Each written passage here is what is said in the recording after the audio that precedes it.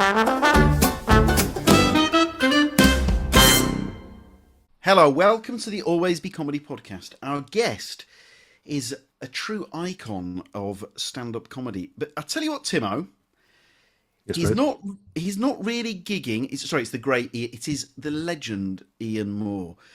He's not really gigging. I mean, there was a bit of an exclusive in terms of a comeback that is to do with his family. This is packed. This is rich with detail, lovely stories. Anyway, we'll get to it. Timo, I will. Let's say this. He doesn't strike me as a guy that's really missing live comedy, and I'm going to double down on that. He seems one of the happiest people I've ever spoken with in my life. Yeah, a very, very content man living a lovely life, writing crime fiction in France. I mean, that does sound like a lovely way to spend your time, actually. What a lovely bloke, but what a lovely life. You will feel the energy off the guy. I want a slice of that. If Timo, this time next year, you and me, Tim and James, are writing cozy crime in Spain. We're both living in Spain together. Yeah, Ian Moore. It's a lovely story, Tim. Was a hugely respected stand-up comedian, Yeah, and he's now a best-selling author. Can't say Tim. We can't say enough great things about a lovely bloke.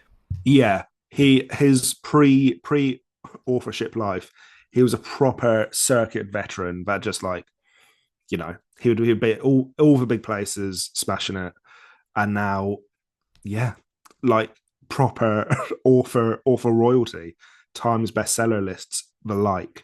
It's really cool. And also, he's got 4 books out this year or something absolutely bonkers. Yeah, so he reveals so he's got 2 books out soon in the next few weeks, and Yes. then he actually revealed that it will be 4 in the space of a year. Incredible. So yeah, a lot of the Ian Moore heads, we're going to be telling you stuff that you will already know. Over 400,000 copies sold across the series. Amazing. These are Absolutely amazing. these are facts that are not lost on the Moormeister. Um, he has got the 6th book in the Folly Valley mystery series is Death and Deja Vu. Publication date 4th of June. Now, this is one of the many fascinating things about Ian Moore is that he writes in 2 very different, and I suppose 3 very different genres. Mm. He's got the cozy crime, which I suppose Richard Osman is he the godfather of cozy crime? Yeah, he seems to be he's definitely your gateway into cozy crime. He is the yes, he is. Yes, he's the big dog. Mark also sorry, I was getting to Mark Billingham. Ian also writes memoirs. So that's another Yes. genre. But then he also writes these, Mark Billingham, a real trailblazer, comedian turned author. See, he also writes these dark, gritty thrillers, and these are part of the Loire Valley mystery series. And so, A Very French Corpse, Mm. which is the 3rd book in this grittier series. So, listen, I love my cozy crime. I've read a lot of cozy crime. I would say is early Kate Atkinson, where she had the detective Jackson. I forget his surname. I would put them under. Maybe they're not cozy crime. Beautifully written books. Anyway, he also does gritty. If you think, say, Dennis Lehane would spring to mind, as well as Mark Billingham. We've all got our favourite gritty crime authors. So this is the 3rd book in the Loire Valley Mystery Series. That's out 2nd of July. A Very French Corpse, and then also the 4th book, as well as the memoir. He reveals that an author had passed away before finishing a book, and so Ian is stepping into someone's shoes, and he explains how he's going about that. Again, fascinating. Timo, look, we're very grateful. The Always Be Comedy podcast does get picked up a fair bit across the news channels. So, for example, last week, the British Comedy Guide picked up that Michael Spicer had developed an idea with Tim. What's the four-time Alfonso Cuarón. Alfonso Cuarón, four-time Academy Award winner. So we are. Well, look, it's great. It's all great publicity for the podcast. Timo, there is a nugget. There's a beauty in this with a certain someone being linked with an Ian Moore series. Yes, someone who's brilliant wants to have a look at something Ian Moore related. that is vague. You will discover, but yeah, it does say in the podcast. But I would say this particular person is both. You know, certain people are either movie stars or they are actors, and it's very rare that they're both. So I would say Denzel Washington is one of the few people. They are both. They are a movie star, Yeah, and they are also a brilliant actor. I would say this person falls into that category, Tim. I would agree. I'd absolutely agree. I like this guy. The more he does, I like him as he's moved into playing slightly older roles, and I think he's really brilliant in that. Okay. I agree. This person's current era is my favourite era. I agree. I absolutely agree. I'm so, and we'll see you in the outro to discuss that. Right. Okay. I think we're probably more excited about this than Ian. Yeah, I agree. I absolutely agree. Ian Moore. To say he has both feet firmly on the ground would be an understatement. Listen, obviously, lots of comedy fans listen to this podcast, so you already know and love Ian Moore. But I can say this: prepare to know and love Ian Moore even more. Timo, I mean, look, Ian Moore. If the comeback gathers pace, and it sounds like it might not, based on how. Given how blissfully happy he is, it might not. But you never know. Ian Moore on debut will always be comedy. Wouldn't that be a lovely thing? There are many more titans of comedy coming up at Always Be Comedy. Speaking of titans of comedy, Rob Newman, Friday the 29th of May, doing a work in progress at the Tommyfield.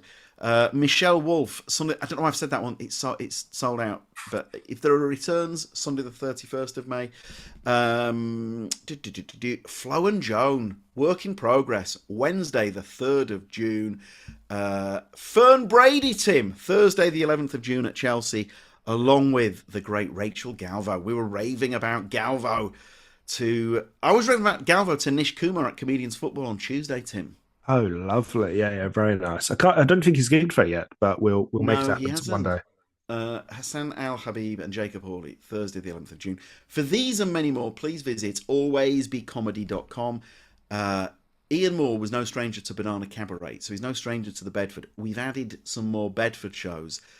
If you visit alwaysbecomedy.com/Ballum, you will see the likes of Finn Taylor, Michelle de Swart, Ayawade Bangboyi, Ellis James, Helen Bauer, Horatio Gould, Samira Banks. Alwaysbecomedy.com/Ballum. Anyway, here he is, the maestro, Ian Moore.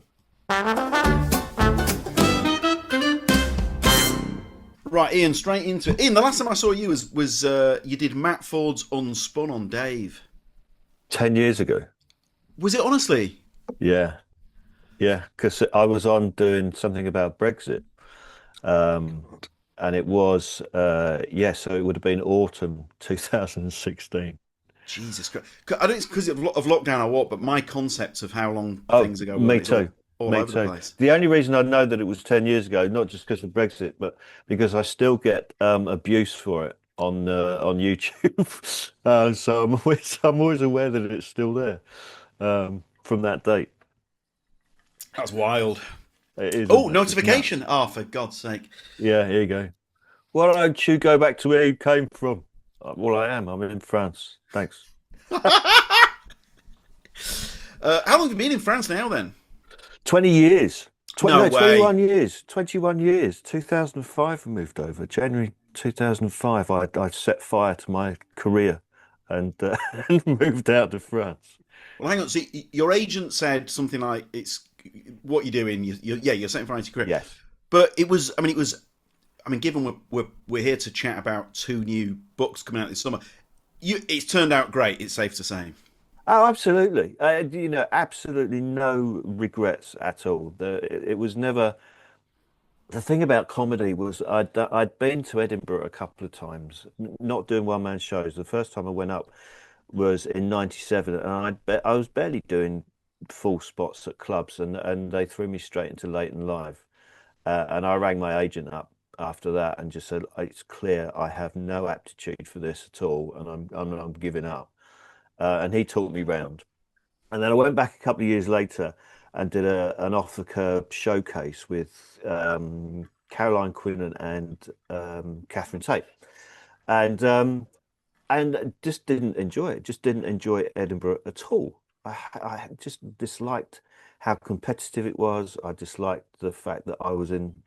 I love Scotland, but I wouldn't choose to be there in August. I like vitamin D, and I'd spent the whole month just sitting in a pub during the day watching the cricket if it was on, and then doing the gig in the evening. And I just didn't enjoy the experience. So when I wrote an hour long show, my agent said, "This is very good, but nobody's going to come and see you." I thought, well, all right then. Well, why am I bothering? Just, seriously, I thought, well, okay, if that's the way the industry is, I'll just try and make a living, but go and live somewhere where I want to live.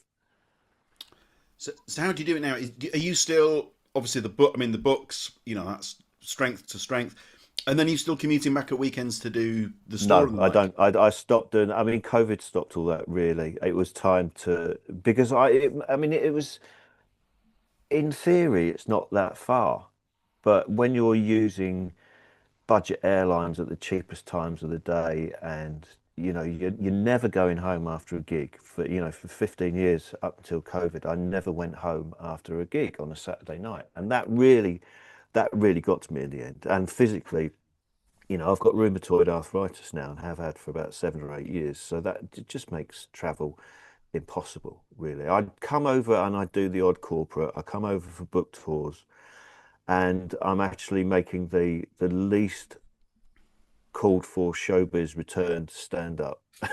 It's in July. I'm doing a gig. I'm doing a gig in July. My eldest son, is a booker at the Comedia in Brighton, Oh, really? and Oh, yeah, great. yeah. I mean, I kind of pushed him into getting a job when he went to university there, and so he got a bar job. This is like 5 years ago, and he's really enjoyed it and worked his way up. So he's one of the bookers now. He books tour shows and stuff like that, not the weekend stuff.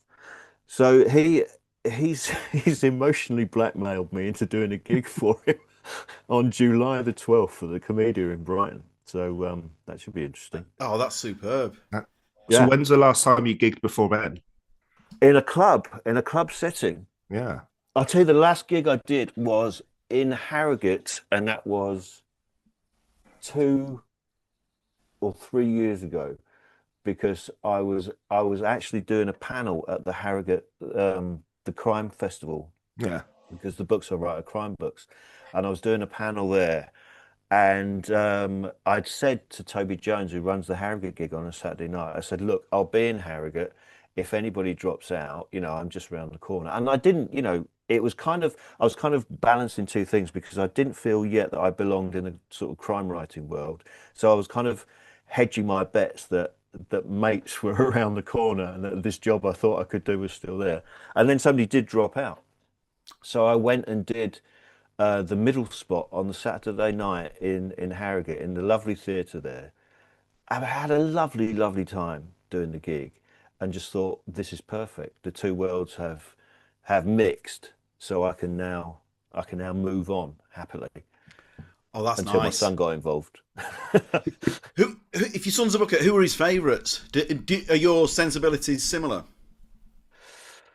I don't know. I don't think so. I mean, obviously he's half my age as well, so he has different things make him laugh than maybe would make me laugh. So I really don't know. There was a time when he would email me and say, "What do you think of this person?" And I would say, yeah, they're a good act, but they're so tight in the bar afterwards, so I wouldn't Yeah, I yeah. wouldn't work with them.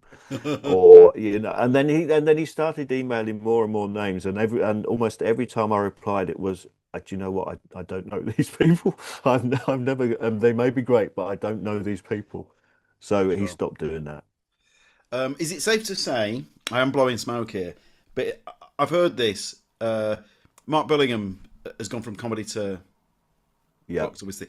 So I'd heard that people in publishing, when authors do book tours, they're not always the most. They're not necessarily the best orators in the world. And yeah, then Mark came along, and apparently in publishing, they were like, Jesus Christ, they could, it's like they've got Elvis. So I yeah. imagine they must think that you must, again, for these guys, they must be so It happy is. to see you. It's such a delight as well, because you know that you have these skills, Yeah. and none of the audience realize that you have these skills, and then you pull out, like, I'll do a bookshop show, which will last about an hour, and people at the end are going, where did you learn all that? Where's that come from? We've never seen an author do that before, and it just makes such a difference. And when you do, Mark and I did a couple of panels together last year at a crime festival in Scotland, and we were just showing off to such a disgusting degree. It really was like two old queens just on the theatre, like you were like Gilgood Yeah. we were just And Solari having so quipped. much fun. Yeah, and we're kind of looking at each other, going, "You take the next one, I'll take the next one," and it was such fun. It was such fun, and no pressure at all, because like weirdly enough, the first book show I did as an author was with Mark. That was I For some strange reason they booked us together, and I was chatting with Mark beforehand, and because I hadn't done one before, and I just said, I said, "Look, what's the format here? Do you get nervous? How do you feel about this?" And he just said, "Look, Ian, there's so no pressure at these events, and nobody throws anything at you." And it was just, yeah, this is so easy to do. So this is where 30 years of skin in the stand-up game, you're like, oh, this Absolutely. is just it's Absolutely. all paying off in spades And now, and the baby. thing is, weirdly, like I turned up, where was it? Romford or somewhere on a Sunday morning in an independent bookshop. And if you were doing a gig and you were told to turn up at 10 o'clock in Romford on a Sunday morning, you'd think, "Oh God, what the hell, where is my career going?" But because it was a book show, I just went into the shop and I stood in front of 20 or 30 people and just did like an hour's worth of talking about the books, but with a bit of business thrown in, just a little bit of business thrown Yeah, in, and then sure. it was just such fun. That's outstanding. That is outstanding. And also, you've got that for the. I mean, you've got that for the rest of your life, haven't you? You know Yeah, that what a wonderful thing. So every tour, every book event that gets booked in, yeah, it's showtime, isn't it? absolutely, absolutely. And like I say, the biggest thing is there's no pressure because nobody's expecting to laugh. So when they do spend an hour laughing, they feel good about themselves and they buy books. Yeah, I bet they can't believe their luck. No, exactly. That somebody did come up to me after one of these events and said, "Why are you here? How did we get you? There's this tiny little village in Wales. How did we get you here?" And it's just, I'm an author. I'm out, trying to sell books. And the thing is, I imagine 99. No, from what I've heard on good authority, 99.9% of other authors just don't have that. They're not. No, no, I mean, we're kind of cheating really with our background because we're so used to being in front of people, and also we're so needy that we will perform, whereas a lot of authors won't perform. Yeah. So that kind of neediness of a comedian comes to the fore. And that scratches that itch, I imagine. Because Yeah. what I was going to ask, after the gig in Harrogate and you're getting the big laughs, it's going great. Is there a part of you that's like, oh, they've, the Pacino line, and they pull me back in? Yeah. But I imagine you do, you those boxes are ticked through these book events. They are largely. They are. There's always, there's. They're never going to be like the Comedy Store on a Friday and Saturday night kind of gratification, but Sure. it does enough. It does enough. I mean, I don't really miss the big stages like that at all anymore. I think that I miss the time on stage. I miss those 20 or whatever. If I'm comparing, I miss those bits because that's like every comedian will tell you. Those are the only times in your life where you actually have any control at all on your life. So That's that right. stage time I miss. I miss seeing mates, but I don't miss anything else about it. I was really surprised. I was really surprised that I didn't get some kind of hangover from it. Um, I'm right in saying over 400,000 copies sold. Is that right? Yeah, I mean, that isn't. I mean, that's just. it's nuts, isn't it? It's but I mean, wonderful nuts, though, right? Yeah. Oh, and from what it was born out of as well, because of Brexit and all of that, and knowing that I was getting ill and knowing that I couldn't travel every weekend anymore, I was seriously worried about how I was going to make a living because my French is good, but I'm also institutionalized. I can't just go and get a job, because I can't because Yeah, I'm not sure. I'm not I'm not employable in so many ways. So what we did over here is we set up a B&B. We've got another building on the property, and we set up this B&B, and I hated that. I absolutely hated it. We just talked about the good side of 30 years of stand-up, but what it doesn't do is prepare you for a role in hospitality. And I just was just getting nastier and nastier with the guests we had and kicking people out and in the end, to try and cope, I sat down and started writing this comic crime novel about a bloke who runs a B&B in rural France, and his guests start getting murdered, and that was how I coped with it. Rather than actually kill the people who were staying in my place, I just write hypothetically about them being their heads chopped off and stuff, and it worked, and it seemed to have I got very lucky because it came out just a few months after Osman and his book came out. So he kind of kicked down this door of comic cozy crime. And yeah, my comic timing for the first time in 30 years was spot on. Did you and Osman have that? Did you have that conversation on House of Games? Oh, Did on you? House of Games we did. Yeah, I yeah. was going to say, right. Yeah. But beforehand, I didn't know he was writing anything. He didn't know I was writing anything. I'd worked with him a few times before that. And then House of Games, because he kept obviously on House of Games, he just kept saying, and we have comedian Ian Moore, and I kept trying to say I'm an author. I'm an author as well. But he wouldn't do that plug for me. So it kind of yeah, it was quite competitive. Why would he not do the plug? No, it's not that he didn't deliberately do that plug, but I was there as a comedian, and I was You're like trying to holding the push book in up. that. Yeah, Yeah, yeah. exactly. Wearing a t-shirt with all my book covers on it. When was the moment when because it's one thing to write those ideas down and the hotelier, the guests being murdered, etc. But when is the moment where you go, oh, hang on a minute, this is go time. There's a career in this. I didn't, not until, not really until it was out in the shops, and I saw that it was being successful. So so it was even book one. It was Yeah, success. it was the first book. It was the first book. Ian, bloody Death and hell! Poisson. So it was the first book, and it had been out a few weeks, and I'm just seeing it, just getting all these reviews, and it's still being in the charts.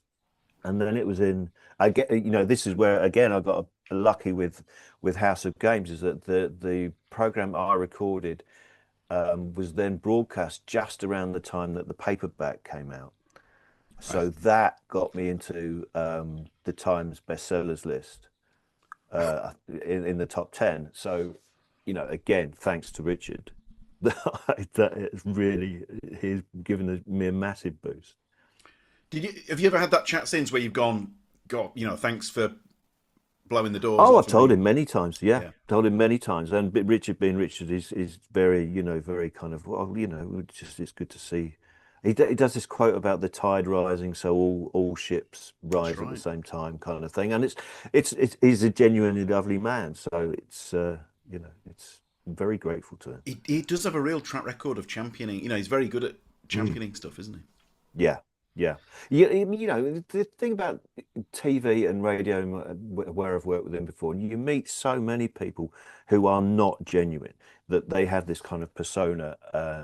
But Richard is the persona off screen as he is on screen. He really is interested in if you've got that question right at home. Do you know what I mean? Yeah. And Yeah. it's a very rare thing. It's a very rare thing to be that genuine. Yeah, because sometimes do you not think sometimes the nicer the persona, I think often the opposite Oh yeah. can be true Well, of. I think I'm programmed to immediately recoil from nice people out of a sense of mistrust anyway. Yeah. So to Come actually on, what's find your that, angle? yeah, exactly. Think, oh yeah, I'm good. I'm going to wait for that knife coming in the back, and it just he's not like that at all. No. How do you one thing with you, Ian? Because often an author, let's say Dennis Lehane, right? He's got gritty crime, and Yeah. that's what he's going for. But you've got these two very different styles. Yeah. How do you manage to juggle that with the so to It's explain to the listener, to anyone that's not yet bought the books, you've got this term cozy crime, but then yeah. you've got this more, what would you call it? Well, I don't Grittier. know. That's really difficult to know how it's categorized. It is crime. It is kind of procedural, but it's set in France, and the police procedure is very different from the UK procedure. So it's this he's an investigating magistrate, a bit like an American DA, but he's half English and half French, and that's where the kind of conflict comes from. But yeah, they're much more serious than the knockabout cozy capers. It's really, I don't find it very easy to juggle the two at all. And I kind of have to sit in a darkened room after I've written the serious ones, the Lombard ones that they're called. And I know, like, my wife will just see me sitting in a corner at some point, and she'll go, "Oh no, you're writing a Lombard book again, aren't you?" And it's just having this 1,000 yard stare on my face of emptiness and misery that must come with a broken individual investigating murders. And so it's trying to get between the two is quite difficult. And this year I'm writing 4 books, and they're all very different. So it's kind of messing with my head a little bit. Sure. I've done 2 of them already, and I'm just starting the third now. But Amazing. it's a kind of messy. Yeah, it's really messy at the moment. That's too many. I don't want to do 4 books a year, because you're a basket case after every book, let alone 4. I mean, at the risk of sounding like your therapist, what talk about the ultimate champagne problem? I know, I Can you know. imagine that when you were starting? Please, I Oh, I don't know, I want. know. Oh, I've got to write 4 books. I know. It's ridiculous, isn't it? It is. It is. I mean, it is not sulfur mining in Mongolia. It is a very privileged position to be in. That's for sure. With the Lombard books, is there ever the time where those natural comic instincts kick in? So you're at the computer, you're writing, and then there must be times where you're like, oh, this great time for this gag, and you've got to scale it Yeah, back. You've got to. there really are. There really are. I mean, you can put in some. I mean, I like Lombard himself to be quite wry and kind of confuse the French with an element of what is quite a British sense of humour. So there is that in there. But yeah, at other points, you just think, if this was the other book, this guy would, slip on a banana skin or something, Yeah, something yeah, yeah. like that. You do have to tread on what your natural instincts are sometimes, and that's why they're harder to write. That's why I spend longer writing them than I do the cozy capers things. How do the French? Right, I'm going to go for this. It's going to sound waffly, but how do you think the French see the English? What I mean by this is, maybe because I'm such a big football guy, so the likes of, say, Vieira, Zidane, Yeah, Henri, I've got so much love, and I mean, I'm a Palace fan. There's Michael, Elise, yeah, we still miss it, so I've got such, like, deep love for France and the French, but I'm part of me. I'm like, I'm not sure it's reciprocated.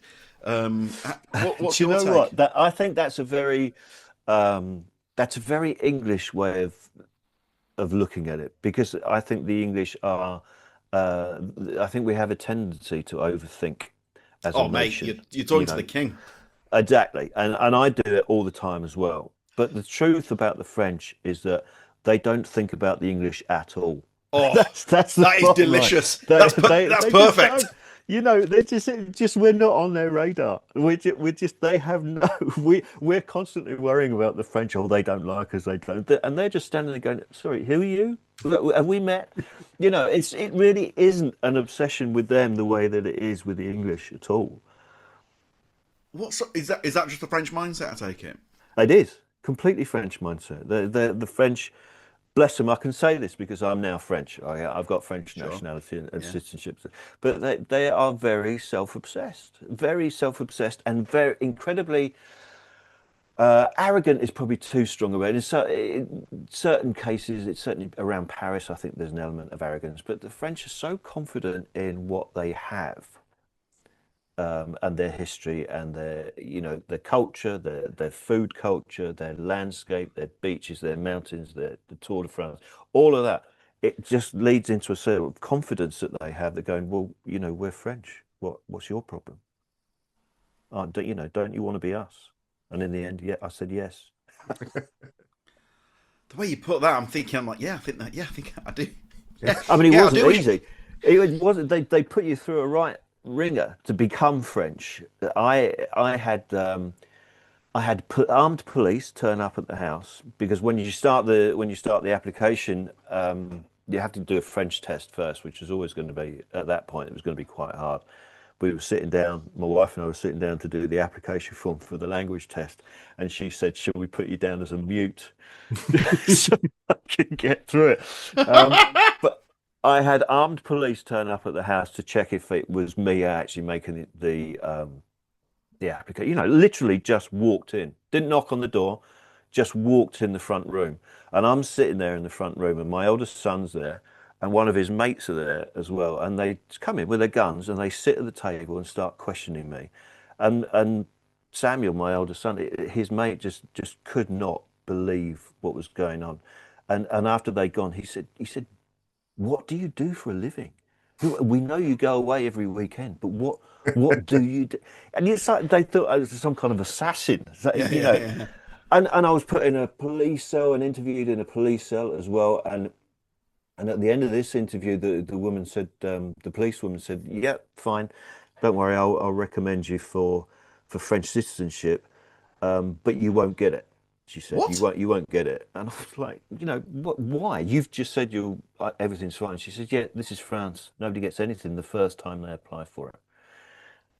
So it was over 2 years of just nonsense, just complete nonsense, trying to get this. And this is a joke I used to use on stage, which would divide the room, because I got the nationality just a couple of days before France won the World Cup in Russia in 2018. So I do that on stage. I go, "Right, I got this just 2 days before France World Cup," which was very emotional for me, because I never thought I'd see my nation win a major international football tournament.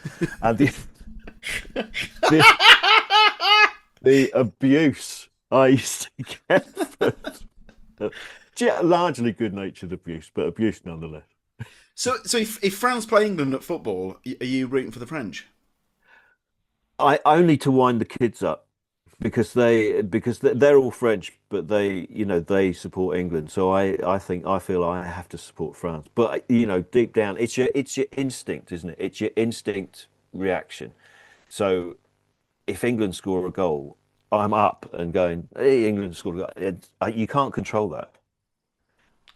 But similarly, if Elise scores for France against Spain, you're out the chair. Oh yeah, yeah, yeah, absolutely, yeah, yeah. I mean, I have two nations, it's very much, and I'm very grateful to France for everything that I've got here and the books, So I own. Oh, you had that moment at was it the Boulangerie? You had the mod, you got the mod clothes on. You've driven through Yes, the night, yeah. and that was a real breakthrough moment for you, wasn't it? It was. It was realizing that I didn't have to try and change for them to be accepted. They like the idea that I'm eccentric. They like the idea that I'm not, French, really. And whenever I've done gigs in French, and I always apologize for what I've done to their language and what I'm about to do with their language. And they like that. They do. They like that. So, and when we first moved here, they called me Monsieur So British. That was what, that was my sort of nickname in the village, which is actually the title of the book that I'm writing, just about to start writing now, which will come out next year. That's the third one in the Living in France books. So it's, you realize that, you're always told, and you hear on the news about people not integrating, oh, these foreigners coming over here, they're not integrating, they're not doing this, they're not doing that. Well, sometimes just be yourself as well. That's much better. Widen the gene pool. Something Josh Pugh said. We'd done a gig the other night. I'm walking to the train station with Josh Pugh. He made the point, and it's so true. In comedy, because we're all people pleasers, we're needy, we're desperate, please like me and all that, there's sometimes the temptation to bend to the will of the audience, but really the best gigs are when you are unashamedly yourself, and it takes so many years to work that out, doesn't it? Absolutely right. And it took me a long, long time to work that out as a comedian, and in the end, my stage act became far, far closer to my offstage act than when I'd started. And it wasn't for the fact that I didn't give a shit anymore. Far from it. It was that I was better being me than trying to be something I wasn't. And it made comedy far more enjoyable, far more relaxing. I really don't, I've such admiration for character comics who can deal with an audience, an unruly audience, but in their character. I think it's a fantastic skill. Yeah, extraordinary. Right, so the 4 books, I want to do full justice here. You might not be able to say what the 4th one is, but right, you've got Death and Deja Vu, 6th book in the right. Very French Corpse. You've got that's the darker.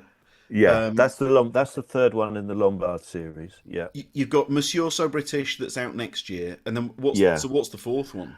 Well, the 4th one was an author called Denzel Merrick. Unfortunately died last year, and he was a quarter of a way into the 3rd in a series of books he was writing, Christmas mysteries. He called them cozy thrillers, set in Yorkshire in the 50s, and they asked me to finish that, so I've just done that as well. I finished that last week. Wow, what so an honour. that one comes out in November, and that's called the Mistletoe Wedding Murders. That comes out, November. So it's been busy. How was that to slip into someone else's? Do you know what? Voice It was. I mean, it's very. It's in a way, it's once you get aside the honor of doing it, you've also got the kind of, this is a no-win gig. I can't win this gig, because the fans of Denzel, if they like anything in the book that I've largely written, they're going to go, well, Denzel did great job there. And if they don't like anything, it's been my fault. There really is no winning in that. I said, I didn't realize that. I didn't think that through until I'd signed the contract. But it wasn't too difficult to slip into the voice, because one of the main characters is a middle-aged Yorkshireman who's very gruff and very sort of no nonsense. Well, that's my dad, so that's all right. So I had that voice, and then the other main character is a little bit like Bertie Wooster from P.G. Wodehouse books, and I'm a huge fan of P.G. Wodehouse books, so I had a little bit of that voice as well. So it was just basically working with what Denzel had already put into the first 20,000 words and trying to sort of join up that spaghetti. It's almost like at times I felt you've done this deliberately. You've laid a trap for me here. How the hell am I supposed to get from A to B there? But it was fun to do. We'll see how it goes. I mean, Woodhouse, I think, is the greatest writer. Oh, it's wonderful. It's wonderful. What I the, use this, but I always keep a bit of books by what Code of the Worcesters by the side of the bed, just in case, the balloon goes up and we are in World War Three. I'll just dip into Worcester again and calm down. It's a bit like an antidepressant. I forget which Jeeves and Wooster book it is, but he's describing a clumsy policeman, and the line is something like he was so clumsy. If he was to cross the vast Kalahari, he would still endeavour to knock something over. And I Yeah, just no, thought, I'll tell you who he's describing there. He's describing the Reverend Pinker Stinker Pinker, which who's which book is that? it's either the Code of the Worcesters or Stiff Upper Lip Jeeves. I think it's Code of the Worcesters, I think it's Code of the Wusters. and it's because he's engaged to Stiffy Bingham. But so with Woodhouse, like a line like that, sometimes you have to Yeah, physically put a book down for it. Like Jesus Christ. I was chatting with a comedian. I told him that line, and they said some comedians, if they that the brevity, the beauty of the language yeah, there, yeah, but some comedians they'd be doing an act out. Oh, and it was so clumsy. yeah. 5 minutes Just of don't need waffle, it. It's all there. It's and all there. it's like an arrow, Yeah. isn't it? It's like what how John Maloney used to describe. It's this just all the fat has been trimmed off, and it's just pure meat there. Which is a really good way of describing that kind of stuff. Because, like you say, some comics would add to that, thinking that this is such a great idea. I've got to make more of it. Whereas you really don't need to get the biggest laugh.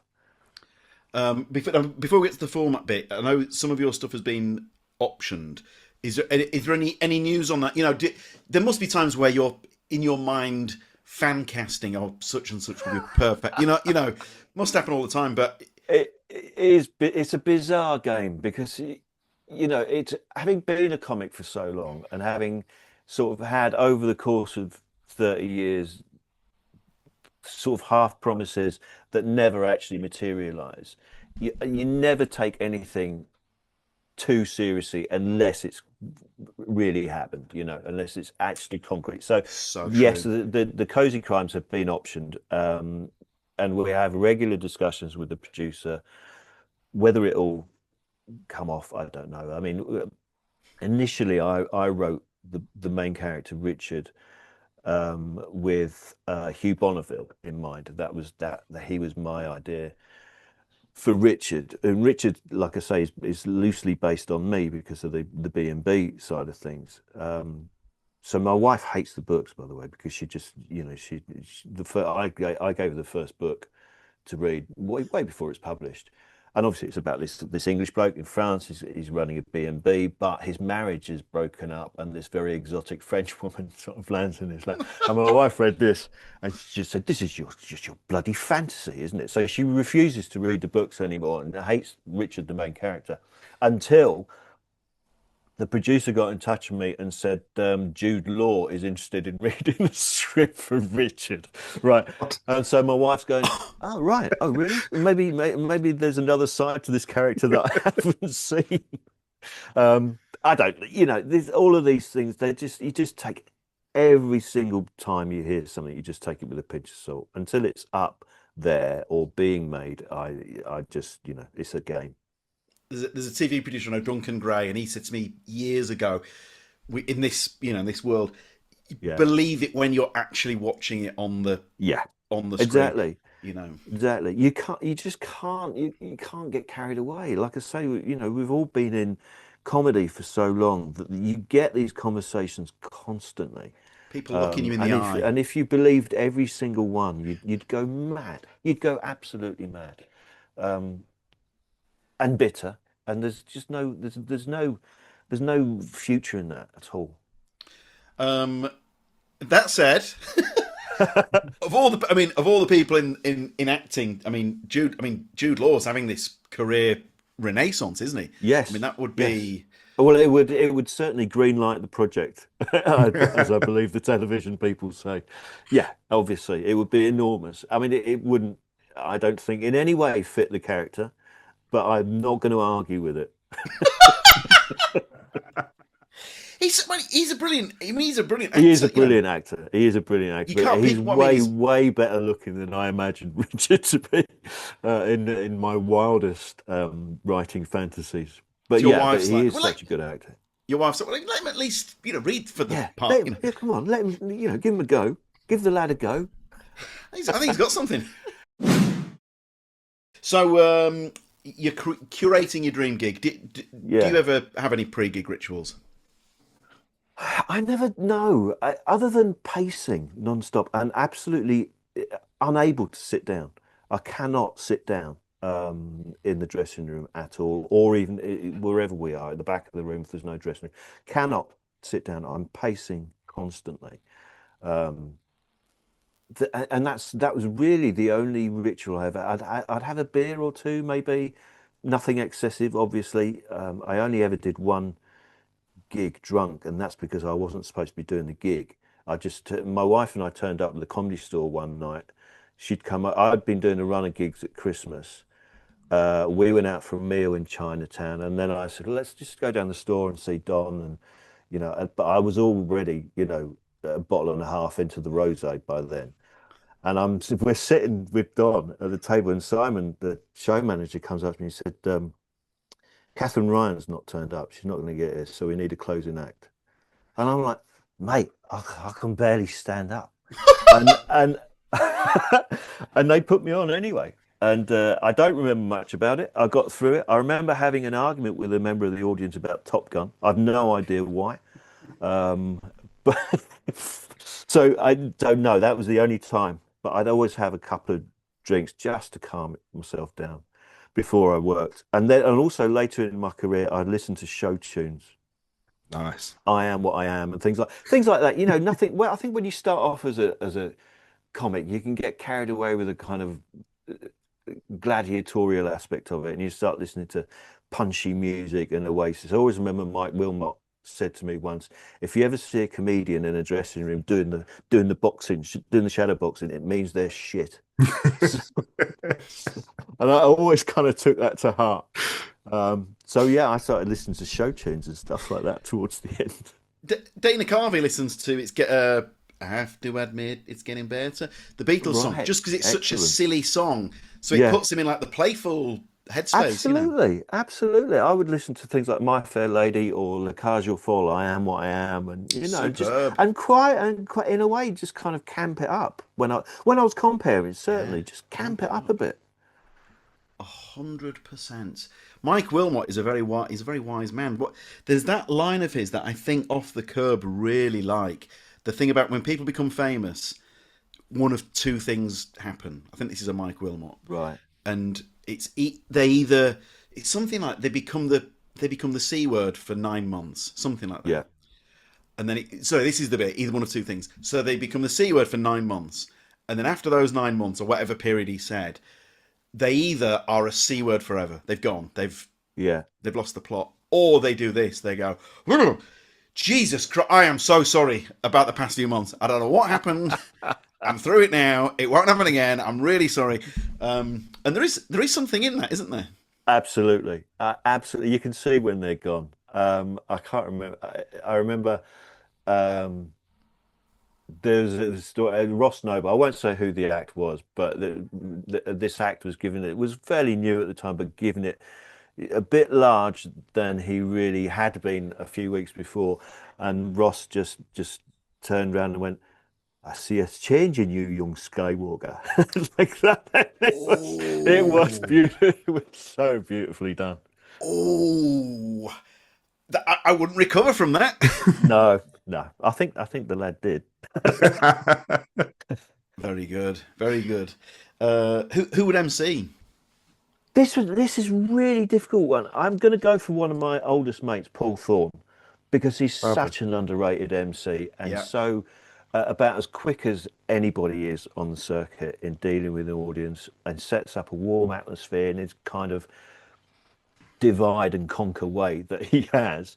And I just think he's an excellent MC. And I've gigged all over the world with Paul.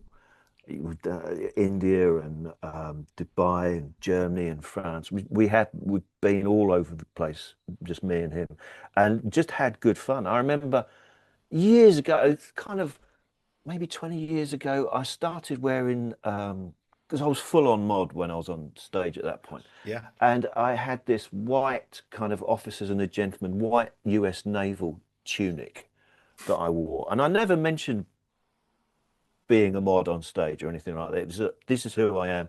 Just deal with it. I'm not wearing this for a joke. This is who I am. So I had this white naval tunic on. And, and the gig went very well in Manchester. And Paul Thorne comes. I'm going, all right, thanks very much, ladies and gentlemen. Good night. Paul walks back on. He just says to the Manchester audience, Ian Moore, ladies and gentlemen, presumably off now to sell some ice cream.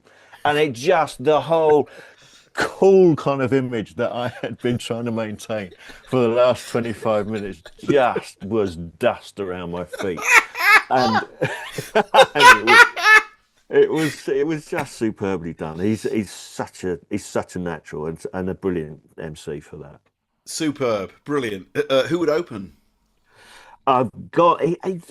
It's really difficult, isn't it? I have gone with Zoe Lyons because Oh she's my just God, like a yeah. comic that I love to watch endlessly. She is so. I think the reason I put her on first as well is because she's so warm. She is such a warm individual, and her material is so accessible, but brilliant. You look at Zoe's set and you think, oh my God, that's so good. And it's so well done. Like we were saying earlier, there's no fat on any of this. It's such a wonderful performer, and I've got, yeah, she's one of my favourite comics that I've ever seen. Is Zoe? She's got that thing where you oh, I'm revealing too much. You also want to be her best mate. Exactly that. Exactly that. Yeah, years ago I was driving to my local airport to fly back to do a weekend at the Comedia, and I had a crash. I was in this camper. I used to do a long routine about it, but I was in this camper van, and I crashed the camper van. And the first thing I did, in complete shock, I was physically okay, but the first thing I did was ring Stephen Grant and apologise that I wouldn't, I wouldn't be there. I've just completely somersaulted in an old camper van. Lucky to be alive, but that Oh was my my God. first thought. And I didn't then gig for a couple of weeks. And then the first gig I did was at the Comedy Cafe, and Zoe was on, and I started talking about this crash, and I hadn't meant to talk about the crash. And I did it. It came out, and it was funny. I managed to make it funny, but it was really affecting me as I was talking about it. And I came off stage and went up to the dressing room and started crying because the whole shock and everything had just been sort of kept inside. Yeah, And Zoe you was pull the there. cork out. Yeah, absolutely. And Zoe was there, and just gave me a big hug, and I just, and it's again, you just want to be a mate, and she is. So, Yeah, so That Brighton gig you're doing later in the year, do you have yeah. any say on the lineup? Like, could Zoe do it? She's a local. No, no, I've had no say at all. I mean, they didn't even have a say in me doing it. I was just told because initially, initially Samuel said, "Would you do it?" And I said, "I'm sorry, but I don't, I don't do club stand up anymore. I only do corporate work. You're not paying me enough." Um, I was really just laying it on thick and just I don't want to. Basically, I don't want to die in my ass in front of my son. Right? There's always that potential, and so I said I'm not doing it, and he had a word with my wife, his mum, and she said, "Well, I really think you should do it. I think it's very, that's not very fair on Sammy." So I was literally emotionally blackmailed into doing the gig, but I I, have no say other than that. I, No. I can relate to this. I had to organise. I mean, Tim, God bless he, worth his weight in gold as well. I had to do a PTA gig at my kid's primary school last week, so I know all about. Right. The scars are still fresh from emotional blackmail. But I mean, just again, all these people that you know who then, if it goes really badly, the got to, awkward. got to show my face at the school gates. All that. Absolutely, You know. absolutely. I just Yours is another level. Yours is another level. Because as soon as you said dying in front of my son, I thought if my two kids ever saw me have a stinker, I mean, it changes everything, doesn't it? it does. It really. I mean, any respect that I may have gained over his 25 years of his life will just evaporate. There's no coming back from it. He's not going to wipe my ass when I'm in an old people's home. He's just going to walk in. He's going to Remember walk that and night, go, "You Brian? let me down so badly." God, me and Tim will want a gig update. Yeah, absolutely. I'm buying Really? tickets. Oh, you'll hear about it if it's bad. That's how it works. Who's in the middle? Dylan Moran. Brilliant. Now, because there's three, there always used to be a disparaging way of describing the act that goes on the middle, that it's somehow the soft spot in the program, which I never adhered to. I think a lineup in a gig is a bit like a cricket team. You can have your specialist openers, and you can have your flamboyant shot makers in the middle, and you have your finishers. And I only ever worked with Dylan Moran once, and it was a Cardiff Glee Club. And he was on in the middle and I was closing, but I think that was because that wasn't, any hierarchy or anything there. That was simply that I was doubling up from Bristol, so I wasn't going to get there in order to go on in the middle. But I did get there in time to see him go on in the middle, and I've never felt man love like that before. Just the immense charm and charisma of him on stage was something I had never seen nor have seen since. I was just blown away, completely blown away by him. So what is it? Just something about his soul, his essence? Yeah, there's just something about the warmth of him on stage, the honesty of what he does, the way he performs it. You just cannot take your eyes off him. You cannot take your eyes off him. And I've never seen that before. I'd never seen it before. It's That's still one of the most amazing performances I've ever seen. Wow. This was just him warming up material for a tour. It was just out of this world. How many years ago was that? That might be 20 years. Maybe not as quite as long. Yeah, but like you, I've Amazing. no concept of time anymore. It Yeah. was this century. Brilliant. Absolutely brilliant. Who would close? Who would close? I've gone Kerry Godliman again. It's a great gig, this. Great. Really? An outstanding act. And like Zoe, everything is so accessible. Everything is so warm. Everything is so approachable. I think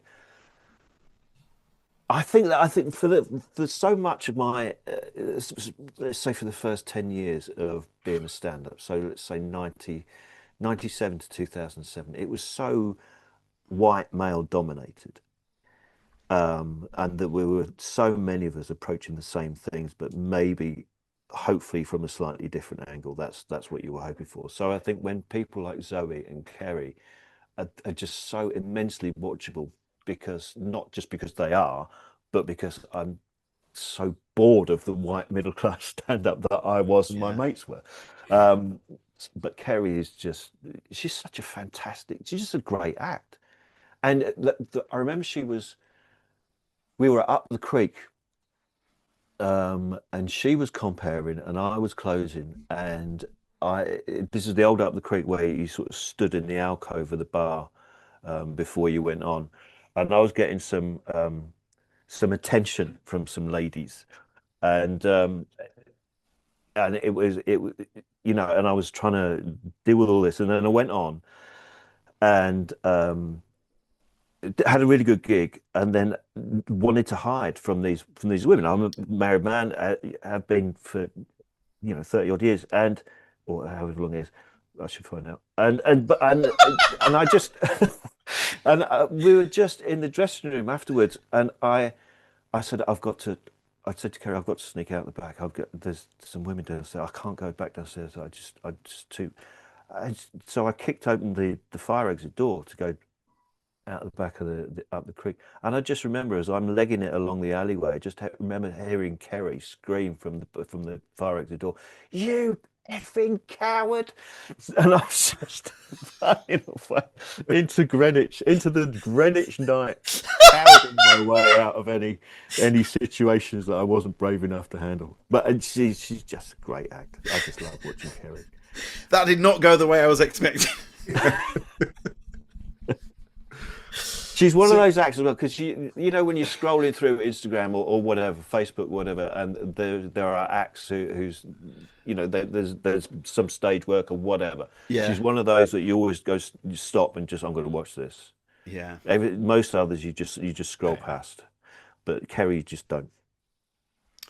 We did a very late notice pullout a few months ago, like just before the gig was starting, Right. and Kerry Godliman was doing the press for the Spinal Tap sequel, Right. and Tim said, "Let's try Kerry," and I can be quite chippy, so I was like, basically like, "What are you thinking? She's doing the press for Spinal Tap. She's not going to be." Blah, blah, blah. But anyway, Kerry, I know this is ridiculous, and frankly, I think Tim's wrong, but pushing Tim under the bus. It's his line, it's not mine. I think it's crazy. And she went, "Yeah, all right, yeah." And I was like, "What?" So she went straight from doing the full press thing for Spinal Tap to bail us out of the shit. She is astonishing. She is so talented, and because she's a wonderful actress as well. She's Yeah. so talented, and yet there's no side to her at all. No edge like that at all. Now, has there been an incident that you would somehow love to replicate at this gig? That's a really difficult. I thought a lot about this, and when you ask a comic what makes a gig or what they'll always well, are they facing the right way? We're very limited in what we think of will make the great gig. So do you know what I've and this has happened a few times over the years. Dogs. If someone brings a dog to a gig, it just makes the atmosphere that much more friendly. It's a really weird vibe, but every time there's been a dog at the gig, the audience are like, "Oh, isn't this nice?" Rather than that kind of tension of, "Am I going to like the comic or am I not going to like the comic?" It's so funny you say that. I was warming up a show and there were two dogs in the audience. I made them I didn't make. I mean, the dogs made themselves. They made the record. They were the stars of the show. Yeah, it's astonishing how a dog. You go on the tube. If there's a dog on the tube station, my everybody's kind God. of just that little bit more relaxed. Shoulders drop. Yeah, it's an astonishing thing. So yeah, that would be what I'd go for. Have there been any Dog friend. I'd have to book Juliet Myers. If we book Juliet, then there we go. then that guarantees it. Have there been any specific gigs where I know you said dogs? Any specific gigs where there's been an incident with a dog that's made it all the more lovely? Just it's not so much an incident, but I was doing a gig in France, but it was an English language gig. It wasn't one of the French ones. And there was this old man on his own at the front with his dog, and it wasn't an eye-seeing dog or anything like that. It wasn't a guide dog. And just everybody, there was a kind of initially when I was on stage, there was initially a pause. That's no pun intended. There was a kind of short pause between the payoff line and the laugh, and it was and I pointed it out after a couple of minutes. It was like you're waiting to see if the dog enjoys it before you allow yourself to enjoy it, aren't you? And from then on, it all kind of it worked a lot better. That you have to acknowledge the dog, and then when everybody knows there's a dog, everybody's on the same page. And I really like the idea of a dog gig like that. It makes it so much more friendlier. That's a great line from you as well, then, because then you've added the extra element in the room. So Yeah. so every time someone is pausing, they're acknowledging your. I mean, that's brilliant, Ian. Now, has there ever been an incident that must not be replicated at this gig? Do you know what? I don't think owners should. I don't think club owners. I mean, I know I'm speaking to two people here who run their own gigs, but you know comedy, and so often you would meet people who own clubs, and they would they create the wrong atmosphere to start with. I remember the club. I'm not going to name any names of anybody here, but I remember going to a club in Manchester years ago, and being told very strictly by the owner that they don't like drug stuff and they don't like sex stuff, so don't do anything like that. And you go on, and so this is in the back of your mind, It's all you want to talk and about, then then, isn't it? yeah, exactly. I was an open spot at the time, so I only had 10 minutes. I wasn't going to drop my drugs and sex stuff. That would leave you with six, right? So Your so famous so chemsex routine. exactly that. So I did the stuff anyway, and it got the biggest laughs Yeah, of the entire set. yeah, And other times yeah. I was at the Glee Club in Birmingham. I'm going to name this name.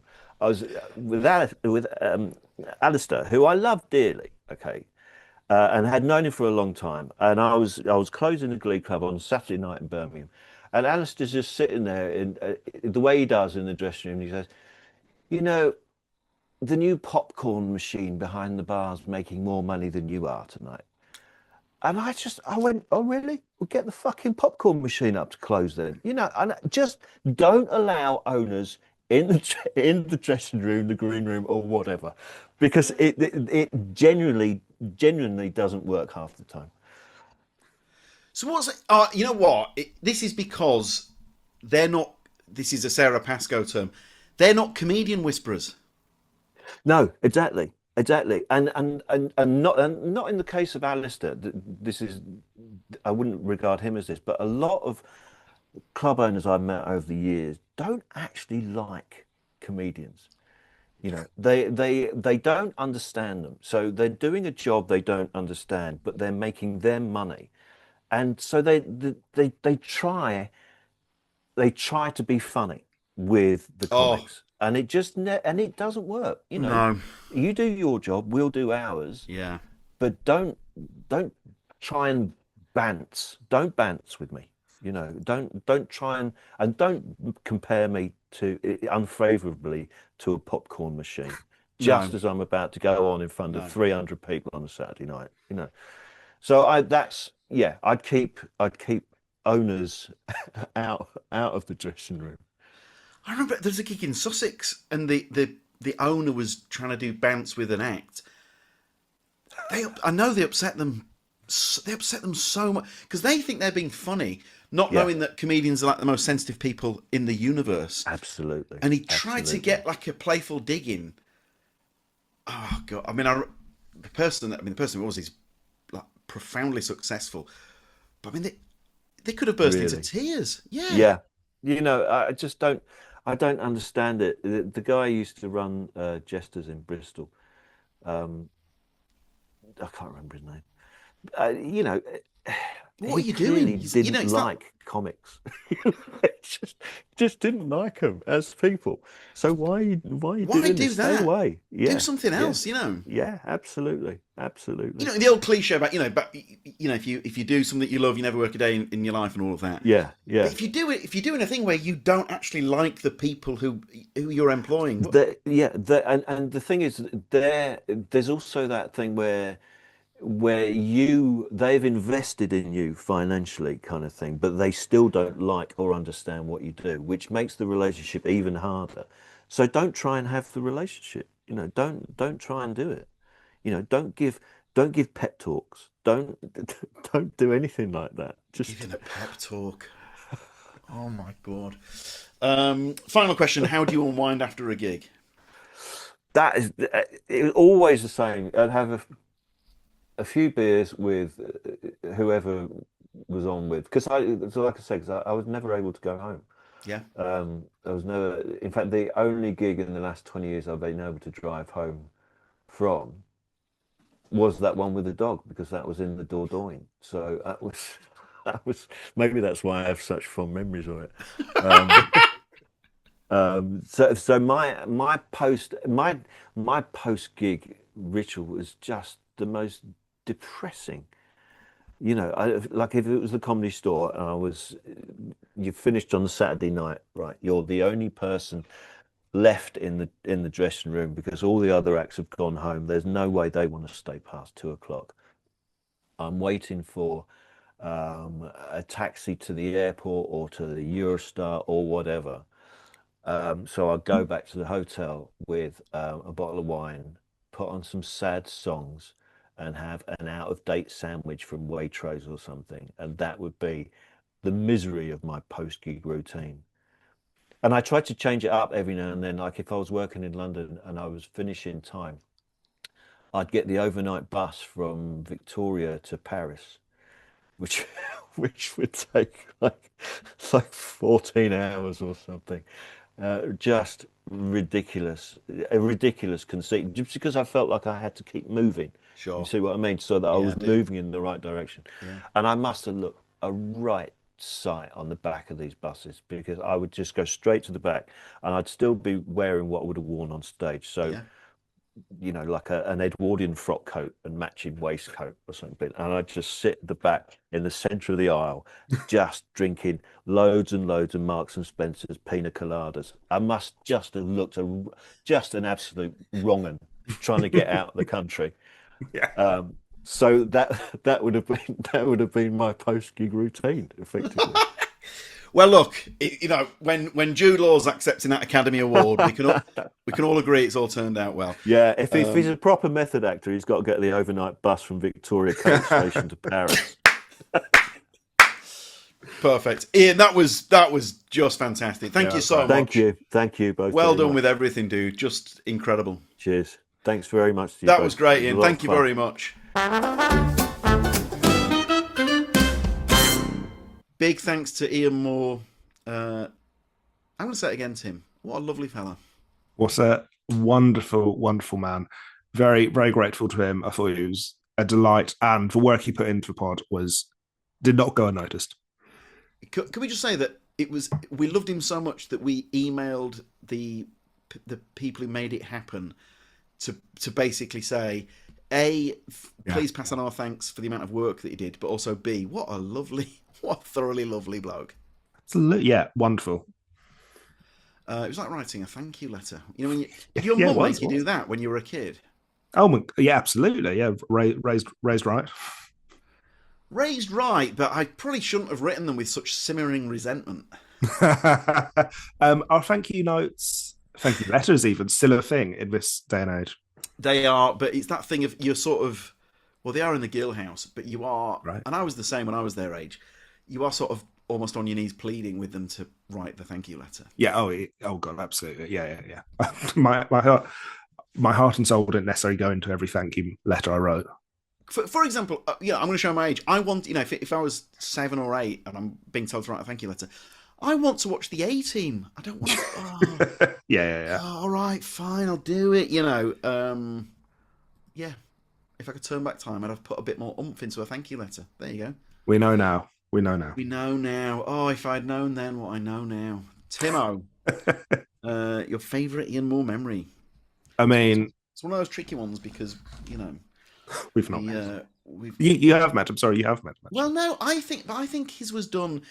I think it was done on video when he was on Spawn. Oh, I see. Okay. So I'm not sure I've never actually shaken the Moore hand. Oh, right. Oh God. Okay. Well, for me, I made that sound like Game of Thrones. I've never kissed the Moore ring. Lovely. But we would shake the. Obviously, Ian, it will happen one day. Hopefully, we will warmly shake. Tim, can I just say a little thing that stayed with me? You know what? I'll save it for my favourite memory. Oh, fantastic. Well, my favourite memory is, it's him doing a podcast in general, but it's the Jude Law chat. I really hope Jude Law appears in an Ian Moore adaptation in the coming years. Tim, were we the only podcast in Britain to not win a Golden Lobe?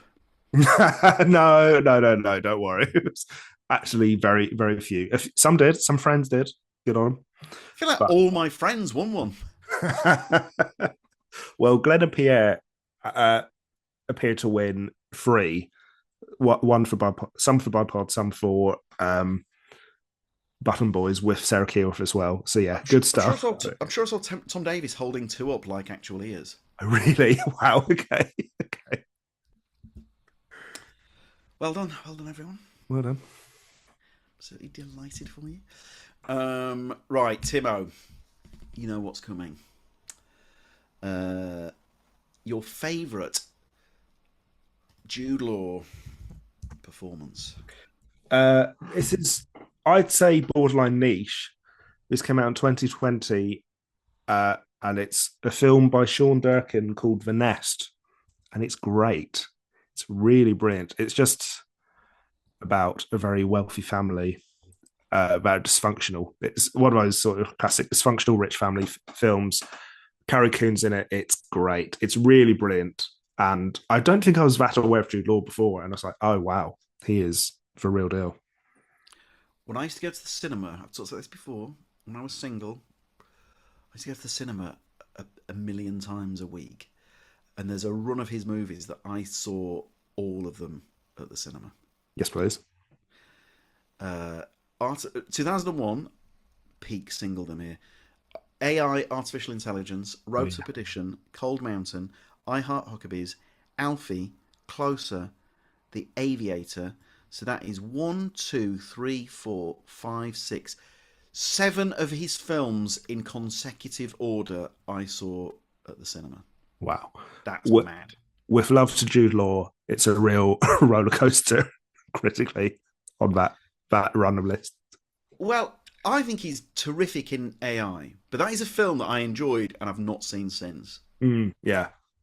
Road to Perdition, I think, is a masterpiece. Yeah, that's peak Jude Law. That's really good. Loved Coal Mountain. Yeah. Loved I Heart Huckabees. Oh, really? I thought that's I haven't actually seen it, but I thought that's maybe less celebrated than Cold Mountain, let's say. This is controversial. Thoroughly enjoyed Alfie, and he's really good in it. Great, I'm delighted. And Closer is a brilliant film. Close is great. Sorry, I've not seen it, but I've heard it's great. Oh, Timo. Best Clive Owen ever, I think. Closer. Whoa, big claim. I love that. There's a line where Clive Owen says to Jude Law, because I was a journalist at the time, he says something like, "You fucking writer." Like that. That's the slam, which I guess is self-hatred from Patrick Marber, I'm guessing. Oh, yes, I think so. Timo, I'm going through them all here. I mean, these are big old films. Grand Budapest Hotel, I absolutely love. The Holidays, obviously, gigantic. The Sherlock Holmes films are big.